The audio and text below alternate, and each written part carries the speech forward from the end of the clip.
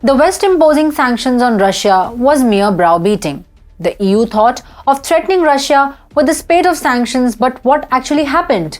Did Russia stop its military operation in Ukraine? Or did it hurt Russia's economic prospects? The EU imposed sanctions with the view of wiping billions of euros from Russia's coffers. But the EU ended up digging its own grave. It now finds itself stuck in a quagmire. So, the EU came up with a plan to mislead the Europeans. It still continues to buy goods from Belarus, evading the sanctions it itself imposed. On paper, the EU has still sanctioned Russia, but sneakily it has accepted Russia's hegemony. Hello and welcome to TFIGlobal, the foreign affairs and geopolitical analysis arm of TFI Media Group. I am your host Ananya Sharma. Let's begin. Little did the West know that by sanctioning Russia, it was playing with its own fate. It is only after this move EU realized its over-dependence on Russia, be it oil, gasoline, or even wood. Europe is surviving at Russia's mercy. Shortly after facing bans on wood imports from Russia and Belarus, Europe experienced an influx of timber allegedly from Kazakhstan and Kyrgyzstan.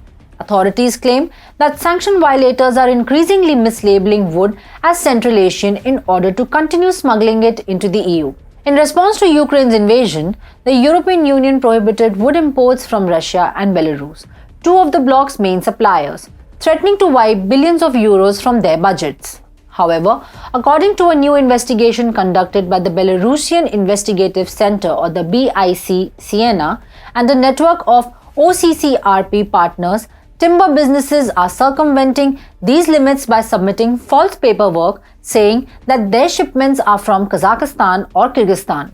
Reporters discovered many organizations openly offering to supply bogus papers to Russian and Belarusian wood so their clients can illegally sell it in Europe, as costs for many timber products have skyrocketed since the EU imposed sanctions. On paper, the EU's imports of wood from the two Central Asian republics increased from roughly 445,000 euros in 2022 and 21 to more than 30 million euros between June and October 2022, when the sanctions were imposed. Despite this, Kazakhstan and Kyrgyzstan have limited forests. Trees comprise less than 6% of their land area, and both have stopped exporting most forms of wood since late 2021. According to Eurostat trade data, the majority of the ostensibly Central Asian timber has ended up in Lithuania, Poland, Germany, Denmark, and Latvia. From June to October, these five countries accounted for 93% of the wood entering the EU, reportedly from Kazakhstan and Kyrgyzstan. But this data is designed to just mislead the world. The same countries that never shy away condemning Russia on the world stage are sneakily filling their reserves with sanctioned Russian goods. Customs officials in Lithuania and Latvia, which border Belarus and have historically been significant transit routes for Belarusian commodities into the EU, are scrambling to keep up with the unexpected surge of doubtful timber. The telltale signs are absolutely undeniable.